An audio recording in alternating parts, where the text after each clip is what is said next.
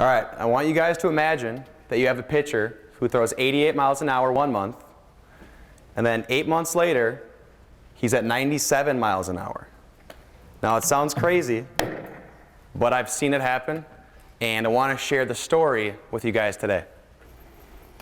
Hi guys, my name is Braga. My topic today is new directions in baseball strength training, which I think is a really interesting topic. A couple main points I want to talk about right away. Baseball has a very unique set of training demands that require more than just a football strength program, and it makes it very unique.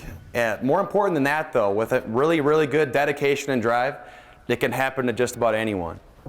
I'm from Middleton. I grew up 4 minutes away from here, so it's great to be back. Somehow I've never been in here before. My dad says that when I was 6 I came to ride the elevators, but past that haven't been in here yet, but it's a great place. I played football, baseball, and basketball at Middleton, and in 2009 I was named the Wisconsin State Journal All-Area Prep Athlete of the Year. Decided to go to UW La Crosse to pursue a degree in exercise and sports science, and also play baseball for 4 years in the baseball team. Played football very briefly, but for 4 years it was all baseball. Before my senior year of baseball at La Crosse, I was fortunate enough to be able to play for the Wisconsin Woodchucks of the Northwoods League, and was also named to the 2012 Northwoods League All-Star Game. After my senior year of baseball at La Crosse, I signed a professional contract with the Gary Railcats, a minor league baseball team in the American Association Independent League. Found out 2 days before spring training that I had a torn labrum in my right shoulder, so I put the kibosh on that pretty quickly. I tried to throw through it, pop in 5 ibuprofens before I go throw, but take a page out of Bob Uecker's playbook. I led the league in go-get-'em next times while I was there. So it was pretty short-lived, but it was a great experience while I was there. More important than any of that, though, my major at UW La Crosse required me to complete a degree, or complete an internship out in the field somewhere, and I was fortunate enough to be chosen for an internship at Cressy Sports Performance in Boston. I'm sure a lot of you guys are familiar with Eric Cressy or Cressy Performance. It's considered the go-to baseball training capital of the world. So it was all baseball-specific training. 85% of our clients were baseball players. We had over 100 professional baseball players that trained there. Picked up a lot of really good stuff that really opened up my eyes to how baseball training has to be different than football training. Now I think it's important to tell you guys about my experience as it relates to strength and conditioning with baseball, because I think it's a great example of not only what to do, but more importantly, what not to do. So the way we did it at La Crosse, we have a winter weightlifting program. And it runs as soon as fall baseball ends in October, it runs from then until when we start practice in January. And what they do is they tested our agility before and after this winter weightlifting program to see how the program affected us. And my testing results, when we tested right when I showed up on campus, when fall baseball ended, my 60-yard dash time was 6.5 seconds. This was on track, so probably closer to 6.7, 6.8 on grass, and had a 31-inch vertical jump. Went through our winter weightlifting program, all the typical stuff you see in most strength and conditioning gyms: back squat, bench press, long jogs, hang power cleans, all that stuff that you see in just about every program. Now when we retested in the spring after the winter weightlifting program, my 60-yard dash time got worse, down to 6.8, and this is on track still, and I had a 29-inch vertical jump. And I'm an outfielder, I was an outfielder. A big part of my game was stealing bases and running down fly balls and being explosive. And I looked at these results and I said, if I'm getting slower and less explosive, this weightlifting program didn't really help me a whole lot. So it kind of forced me to think about the way baseball players move. And I kind of thought, what's the point here with this program? So as I show you guys these next 5 slides, I want you guys to think to yourselves if the athlete is moving in a linear fashion, so forward, or in a lateral fashion to the side, and also if they're on 1 or 2 legs. So we got fielding first. We got Jose Reyes and Bryce Harper. Pudge Rodriguez, Jonathan Lucroy, Mike Trout, Albert Pujols. Again, linear or lateral and 1 leg or 2 legs. Pitching, Verlander. Base running, Billy Hamilton. So I think you guys probably started to see a trend there. And I don't know about you, but basically to me, every single baseball movement was a lateral push off 1 leg and then a rotational twist. So, and it's really about short, quick bursts of explosiveness. To give you guys a better idea of this, I'll show you Drew Storen pitching in slow-mo. And I want you guys to really key on his right leg as he goes through this pitch. His foot is facing us, and he's pushing the opposite direction. So it's a lateral push. Watch his right leg right here. He explodes off the mound laterally. and then he's rotating, and then he throws it. So even though he's throwing the ball in a straight line forward, the way he gets there and creates power is a lateral push and then a rotational twist. Now, for someone who needs to be shown the research when it comes to this kind of thing, they actually did a really interesting research study on this a couple of years ago. They asked the question, which agility test correlates with throwing velocity? And they tested a linear jump, a broad jump, a vertical jump, and a skater jump, which is to the side. So the only test that correlated with throwing velocity was the lateral skater jump, where you jump to the side. So the vertical jump didn't really correlate, the broad jump didn't really correlate, but the lateral jump, the skater jump, correlated perfectly. So I thought this was a really interesting study that I wanted to bring up in regards to this point. So I thought back to my old workout program. Back squat, bench press, hang cleans, power cleans, long jogs. Like 95% of what I did was on two legs, and it was linear.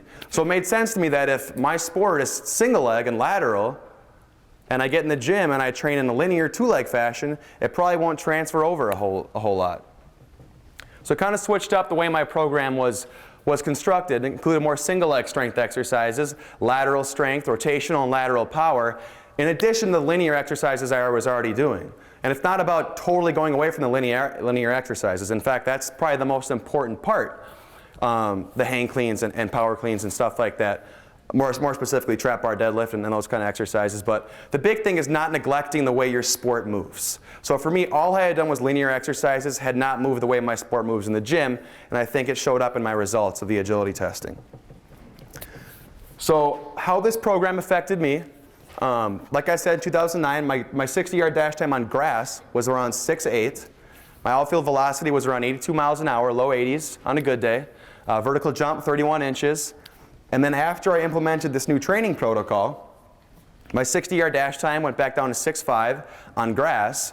At my workout with the Gary Railcats, I hit 6.5 on grass. Outfield velocity was around 90 miles an hour. Vertical jump went up to 35. And a more practical sense for the hitters, I went from hitting 2 home runs my entire 4 years of high school baseball to 25 in college in 3 years. I missed parts of 2 seasons with injuries. So enough about me though. I want to talk about Joel Effertz. This is the guy I mentioned in the first couple slides. I'm sure a lot of you guys either coached against Joel or know him. He's from Ladysmith, Wisconsin. And he was drafted in the 2013 MLB draft by the Miami Marlins. And Joel has an absolutely incredible story to tell. Joel started off at Arizona. Well, first he was at Ladysmith, of course. And Joel told me his senior year he was probably sitting upper 80s, touching 90 every now and then.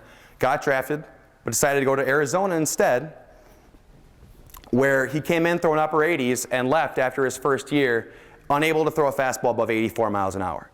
So then he decided to go to MATC afterwards the next year, got his velocity back up to where he was before, but then he transferred to Virginia, same exact story at Arizona, his velocity dropped back down to about 83, 84.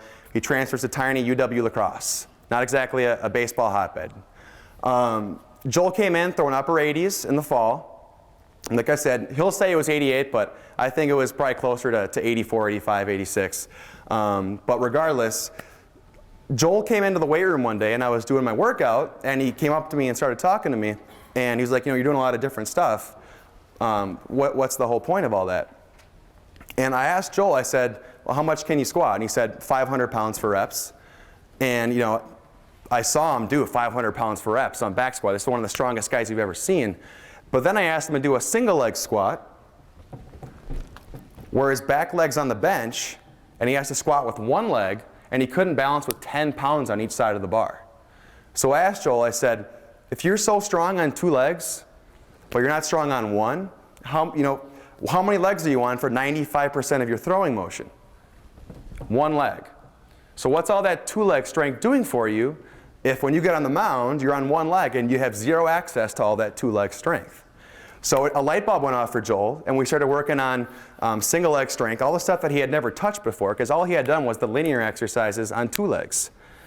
And so we kind of changed his program a little bit, went with more single leg exercises, lateral exercises, and also lateral rotational power. So like I said, Joel came in the fall of 2012, throwing 88 miles an hour, and this was tops, and it might not have even been 88, to be totally honest with you. His first winter practice off a mound in January, he hit 93 miles an hour with the scout there. By the conference tournament, he hit 95 miles an hour against Stevens Point. And at a pre-draft workout with the Arizona Diamondbacks, he hit 97 miles an hour on the gun. And then he got drafted by the Marlins 2 days later. So I literally saw with my own 2 eyes someone go from 88 miles an hour to 97 in 8 months. But here's the thing, Joel's 6'2", 240. Most kids aren't blessed with that prototypical pitcher size. So the next person I want to talk about is someone named Tim Collins. And if you guys follow the MLB baseball, pretty seriously, which I'm guessing most of you guys do, Tim was the guy who closed out Game 6 for the Kansas City Royals when they won 10-0 of the World Series this past year. Tim's 5'5". And this is Tim in 2007 at 5'5", 130 pounds, when he walked into Cressy Performance for the first time. And Cressy Performance, like I said at the beginning, is where I did my internship, so I was exposed to this story. So Tim walked in 5'5", 130, and he was lucky on a good day if he was hitting 82, 83 miles an hour on the gun. 5'5", 130 pounds. A vertical jump of only 25 inches. So as I go to the next slide, I want you guys to really focus on this picture when I go to the next slide. That's Tim 3 years later and 40 pounds of muscle mass later, still at 5'5". The next year, Tim was up to 87 to 89 miles an hour. The year after that, he was up to 90 to 92. And then in 2010, he was up to 92, 94, and touching 97 miles an hour with a 38-inch vertical jump at 170 pounds. I'll show you a little bit before and after pictures. That's Tim, 2007, the one on the right. 2010, yes, that is the same guy. Still at 5'5", 130 on the left, 170 on the right. And I think this brings up another good point in regards to pitchers not bulking up. Tim put on 40 pounds of muscle mass onto a 5'5" frame. Tim bulked up, but he did it the right way. There's a wrong way and there's a right way to do it. Tim worked on a lot of strength exercises, picking up a lot of weight, pushing a lot of weight, but he simultaneously worked on maintaining his flexibility and mobility. And so 40 pounds of muscle mass was the best thing in the world for him, and I think it showed because he went from low 80s to touching 97 miles an hour. And Tim has played 4 big league seasons by the time he's 25. So it definitely worked for him. Cressy Performance, this is where I did my internship. I'm sure a lot of you guys have done, I've seen a lot of stuff with Eric Cressy and Cressy Performance. Like I said, 85% of our clients were baseball players, and we had over 100 professional baseball players training with us that off-season. And every off-season, it's just growing now because they opened up a location in Jupiter, Florida. This was in Boston, Massachusetts. Well over 100 professional baseball players call this home every off-season. And it's a very baseball-specific gym. 85% of our clients were baseball players, over 100 professional, like I said. And the really cool thing was that we had several clients who drove 2.5 hours both ways, multiple times per week just to train there. That's the kind of training environment and training effect that they had on their athletes. So it was an absolutely incredible experience, one that I'll surely never forget. You guys are probably asking yourselves, what kind of exercises do we do? This is Joel doing a single leg squat like I talked about. This is the one he couldn't balance with 10 pounds on each side for when he first started. People often knock single leg exercises saying you can't load them up very well. You have to do barbell back squat because you can only load up yourself on a bar with 2 legs. Well, to that I say this is Joel doing 242 pounds on 1 leg for squats. This is a senior who is going to play baseball at Jacksonville University next year. He started off with me 5 months ago doing 5 pounds on each side of the bar, and that's 242 pounds now. Like I tell all the kids, I say, what happens when you add 5 pounds on each side of the bar a couple times a week? After 5 months, you're doing 242 pounds on 1 leg. So the game totally changes on 1 leg as opposed to 2 legs. Again, 242 pounds for 3 reps. This is Dan Slania, pitcher with the Giants organization. He's in AA. Just got the call up to big league spring training a week ago. This is him doing a lateral lunge with a dumbbell, working on lateral strength in that plane that pitchers pitch in. So this is very, very important for someone, especially who throws a baseball or more specifically pitches. Great strength development exercise for a pitcher. And then, like I said, you can never totally get away from the linear exercises. You always have to start with them. This is Tim Collins, the guy from the Royals, doing a trap bar deadlift, a great total body exercise to build mass for the guys who could put on a few pounds. A lot of times, just getting strong in a general sense is the best thing for a young athlete. It's a trap bar deadlift. And I often get asked a lot, you guys don't do any Olympic lifting at your gym. It surprises me. And I want you guys to kind of key in on the elbow here. This is the catch position of a hanger power clean. And you can kind of see how his elbow is torqued outwards a little bit. that creates something that's called valgus stress on the elbow. And valgus stress is the main mechanism for the elbow that contributes to a UCL tear. And I'm sure almost all you guys are aware of the implications of a UCL tear. And if you tear a UCL, you need Tommy John surgery. So my big thing is we're already throwing and putting a ton of stress on our UCL on the inside of our elbow. Why just add to it in the gym? And so the issue is, the clean as opposed to the catch is fine, but then you have to catch and you throw your elbows and shoulders under the bus. So it would be nice if we could find a variation of this exercise that got us the results of the hip extension, the power development, and you don't have to worry about catching it anymore. And that's why I'm a huge fan of medicine ball training. This next exercise is called a granny toss. Same exact motion as a hanger power clean, but you'll notice I don't have to catch the ball anymore. So I get the benefits of throwing it up, but I don't have to worry about catching it. You just let it drop and then you reset. So a great way to train that hip extension pattern. Going back to our guy, our power clean guy. Like I said, a ton of stress on the elbows, also the shoulders as you bring it down again. There's a couple things that really are tough about hanging power cleans. They're really difficult to coach and to execute properly, and when you work in a team setting like a lot of you guys do, I'm sure a lot of you guys have most of your players coming in at once. The fact, trying to get all these guys doing perfect hang clean, power clean form when there's 15 kids in the gym would just be a lost cause. And then also going off the stuff that we talked about at the beginning of the presentation, as far as linear or lateral carryover with that research study, exercises like hang cleans and power cleans are purely linear in nature. And if only the lateral skater jump correlated with velocity in that research study, they might not transfer over to a sport like baseball where you push laterally. So for me, as far as the risk-reward spectrum, it's just too far swayed towards the risk and for me to incorporate power or hang cleans with my athletes. Moving on to rotational power, this is Nate McColas with the New York Yankees organization doing something called a step-back scoop toss with a medicine ball. He's stepping back to load up his back hip a little more, and he's rotating and firing the ball against the wall. A great rotational power exercise. And again, you could kind of see it was a lateral push and then a rotational twist. Lateral power. This would be a band-resisted skater jump. This is the test that correlated with velocity for throwing. So this is a staple of our programs. Most kids will do this at least a couple times a week. Different variations of it, of course. But you're moving pretty much in that same exact manner that you would push off the mountain. So that's a great exercise that you guys can incorporate on day one. I'm sure you've done it before. Talking about shoulder care now. Who has seen this exercise? Basically everyone. This is the most common exercise given to baseball players to strengthen the rotator cuff. The problem is, how many people throw a baseball from this position? Not many. We need strength when we get up to here, because that's where your arm breaks down. Right here is a very strong position for your shoulder to be in. No one tears a rotator cuff with their arm at their side. They tear it when they get up into a 90-90 externally rotated position when they go into layback. So that's where we need to build rotator cuff strength, not necessarily at our side. So you can do a few side exercises, but make sure you don't neglect getting up to where you would be in when you throw a baseball, because that's where your arm breaks down. So this is me and Dan Slaney, the guy with the Giants, working on something called throwing decelerations. As you can see, it's a much more functional position for a pitcher. What he's doing is he's pushing his shoulder blade and his wrist backwards into my hands to work the deceleration muscles. So a great exercise for the back of the shoulder, posterior rotator cuff, the scap muscles. It's a great exercise to do at the end of a workout especially. You're pushing him and he's resisting? I'm bringing him down and he's pushing back into my hands. So I'm pushing him down, not terribly hard, but he's pushing back into me with his hand and his shoulder blade trying to slow down that movement. And that's really important because throwing a baseball is the single fastest motion in all of sports.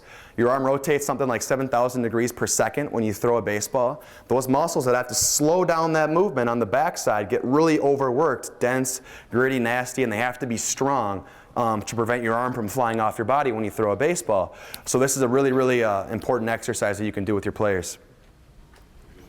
Next thing I want to talk about is specialty equipment for baseball players. Has anyone seen this type of bar before, a safety squat bar or a yoke bar?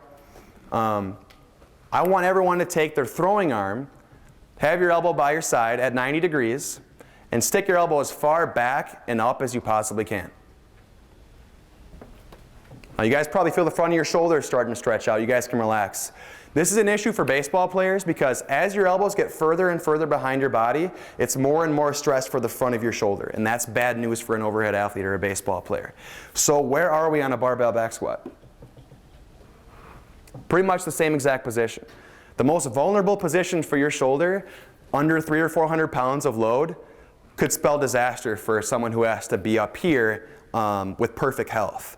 Now, a football or basketball player, not a big deal. I have a torn labrum in my right shoulder, like I told you guys. I'm 100% healthy for a basketball or football game, but I'd be on the DL for life because my rotator cuff and my labrum are shot. So it's really important that when you play a sport like baseball, where your season depends on health up here, we don't irritate it with something in the gym. That wouldn't make a whole lot of sense.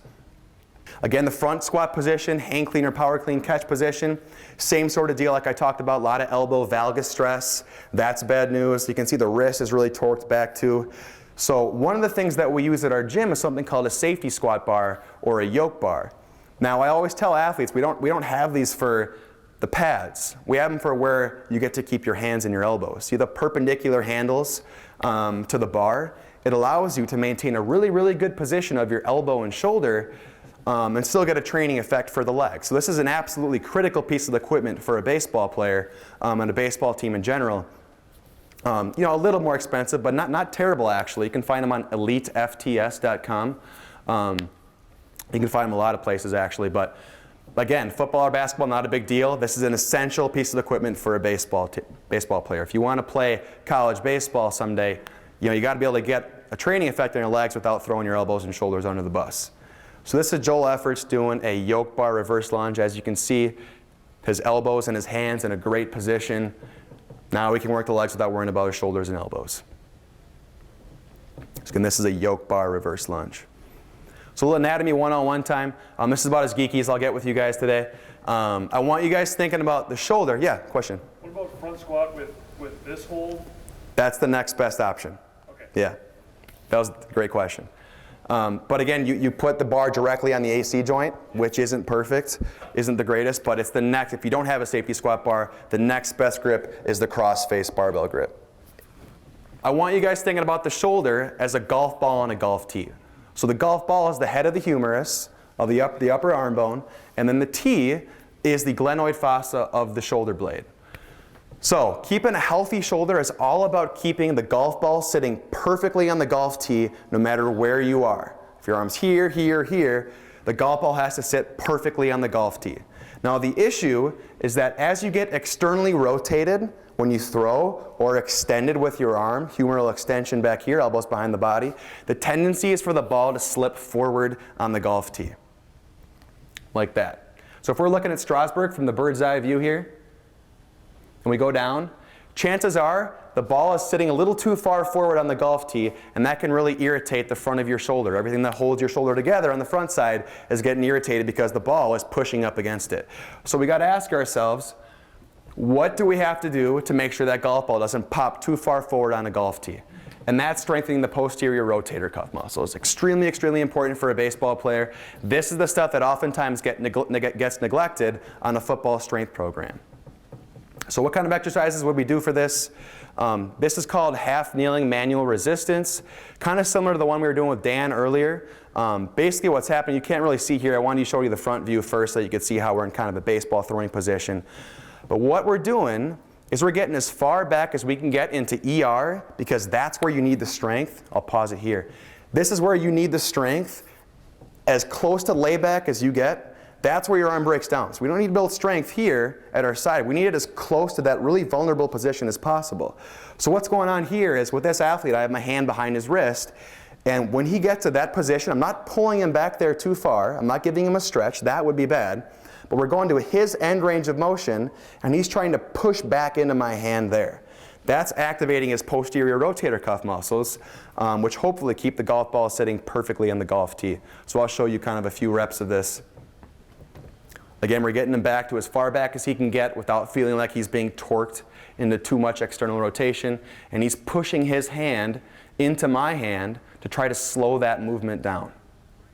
This is working the posterior rotator cuff muscles in a position that is going to help him out a ton when he gets into those really vulnerable positions. Next, here's some quick tips you guys can use in your own strength programs. Limiting too much range of motion. Like I said, elbows behind the body further and further gets to be more and more risky for the front of the shoulder. It's not that you couldn't do it perfectly with good shoulder blade mechanics, but the reality is when you're working with 15 and 16-year-olds, and 15 at a time, they're not going to be doing it the right way, so it's kind of about damage control.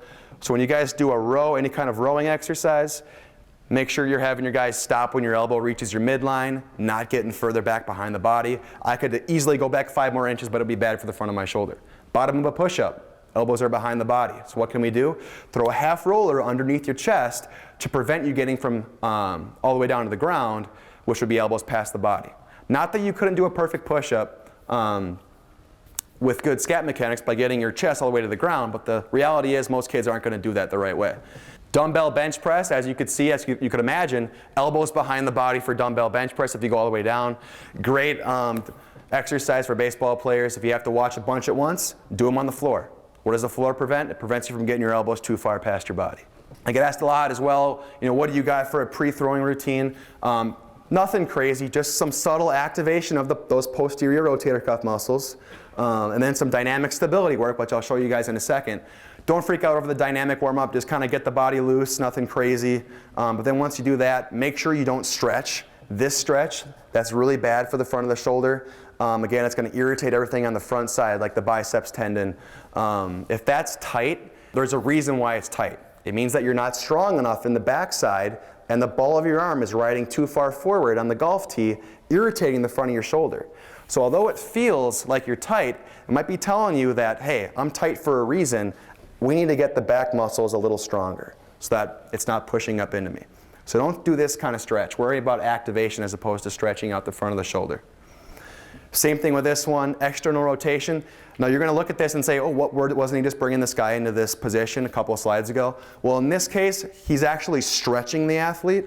We don't want to do that. We need to build strength when they reach their end range of motion. We don't need to torque him back further. That becomes a bad stretch. So never stretch someone into external rotation. The research shows the more ER you get, the more likely you are to get injured, the less joint stability you have. So what we would do for post-cuff activation, I'm going to go back to this video. I'm going to pause right about here. A really good exercise pre-throwing with a pitcher, especially, or any baseball player in general, will be getting them into this externally rotated position when you get them as far back as they can get, because we need to build strength and activate there, because that's where the injuries occur. So what would happen here is he would push back into my hand for a second and then relax. Second and then relax. Nothing crazy, not 5 sets, just maybe 1 set of 10, just to activate those muscles on the backside that center the golf ball perfectly on the golf tee. That would be called a half kneeling ER hold. So again, he would push his wrist backwards into my hand for a second, relax. Backwards for a second, relax.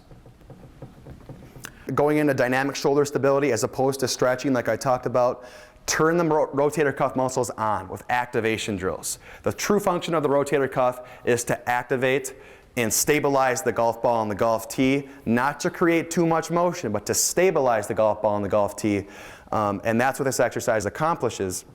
So what's going on here is we're going through the throwing motion, 3 positions. I'm tapping around Joel's arm and his core, and his goal is to not let me move him. So he's activating his muscles that prevent too much movement when he tries to prevent me moving him around. And I'm not trying to push him around. Subtle taps, and he's firing his rotator cuff muscle to prevent too much motion. This is a great pre-throwing drill. I'd say dynamic warm-up, 1 set of that ER hold exercise, maybe 10 reps, and then 15 seconds of 5 seconds here, 5 seconds there, 5 seconds all the way out with that dynamic stability exercise. Again, make sure that first position is as far as you can get externally rotated, because that's where the injuries occur. And having said all that, this is all a moot point if you don't take this next slide to heart. And I'm sure a lot of you guys fall within this this belief too. This is Dr. James Andrews, basically the superstar of elbow and shoulder surgeries for MLB baseball players. He said that I really like this quote from him. He said, "The first thing I would tell them is their kid needs at least 2 months off each year to recover from a specific sport. preferably 3 to 4 months. Example, youth baseball for at least 2 months, preferably 3 to 4. They don't need to do any kind of overhead throwing, any kind of overhead sport, and let the body recover in order to avoid overuse situations. And this next part I really like a lot. He says, give them time off to recover. Please give them time off to recover. The worst thing you can do for a throwing arm is throw it year-round. You need 3 to 4 months every year away from touching a baseball to let everything that's important in your shoulder that stabilizes it tighten back up to give you good stability. So here's the main point in all this. If someone who's 5'5", 130, and someone who's 6'2", 240 can do it, that's a pretty broad, it's a pretty wide spectrum of body types that have all found really good success with this kind of a program. And so when I tell kids, when I talk to youth athletes, I say, if they can do it, 5'5", 130 and 6'2", 240, why can't you? You fall within that spectrum somewhere. But the thing I always mention up front right away is I say these are not average or typical results, 80 to 97.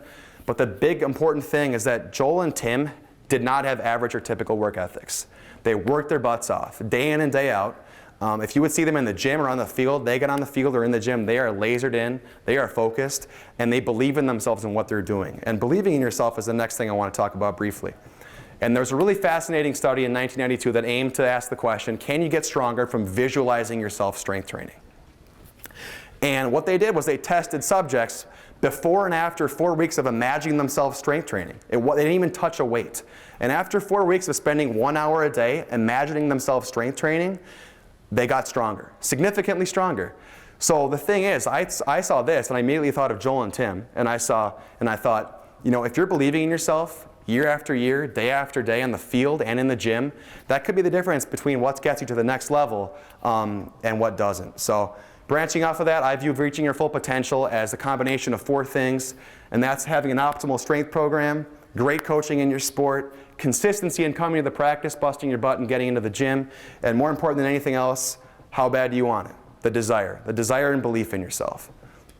A few guys who have trained here this offseason, Ben Heller, pitcher with the Indians, he hit 97 miles an hour last year. He had 81 strikeouts in 53 innings last year. He's looking for a big year. Joel Effertz, like I mentioned, Nate McColas, who's here today, outfielder with the Yankees, and Dan Slaney, a Double-A pitcher with the Giants, just got the call to big league spring training.